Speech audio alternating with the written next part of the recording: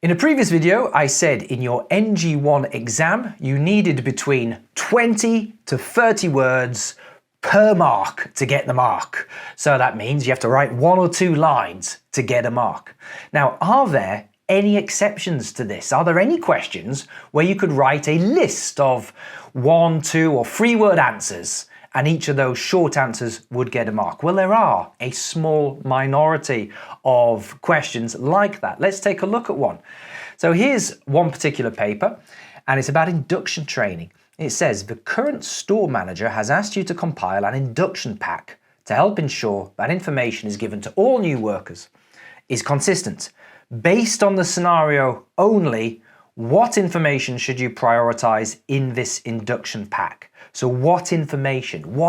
It's not asking for why, it's not asking for how, it's not asking you to comment or discuss or explain. It's just saying, what bloody information should you put in the pack? That's all it's asking for. That's great. Now, let's just imagine, just for a moment, that it did not say, based on the scenario only. Let's just imagine that it just said, what information should you include in this pack? Now, that's a great question, because all you have to do with that question is just go to your course materials. Let's take a look at the Compassa course materials.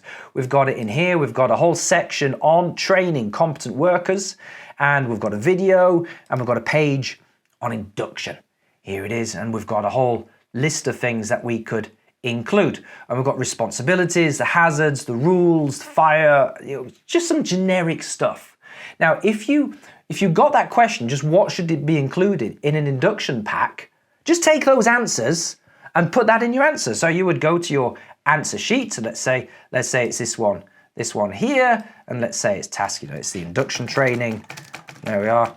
Let's say I haven't got the right answer sheet, but let's just for example's sake, let's put it in here. We could just say, what do my answers say? Responsibilities under the health and safety policy. Well, there you go. You just type that. Responsibilities under the organization's H&S policy. Done. Don't copy it word for word. You're going to get done for malpractice. A red alert, NEBOSH, they punish thousands of people a year for malpractice, for just copying course materials, copying guidance documents. So, use your brain and reword things a little bit, okay? So it's not completely obvious that you just refer to your course materials.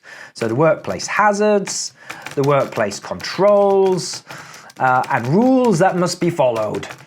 There we are, we've got one there. Fire procedures, fire and emergency procedures. Now, so you could type answers like that. Now, our question says based on the scenario only. Yeah, remember that? So that means our generic course material answer, that's not going to be good enough, is it? It's not going to be good enough. Now, I haven't read this full scenario, and I really should have, but we could just have a look real quickly at this. This is about a shoe shop, and I think someone falls down the stairs, if I remember this one correctly, but it's all about the use of ladders and step stools. Okay, so let's just put that in. So use of the equipment. So safe methods of use of equipment such as ladders and stools. Okay, so there's one. Having a quick look.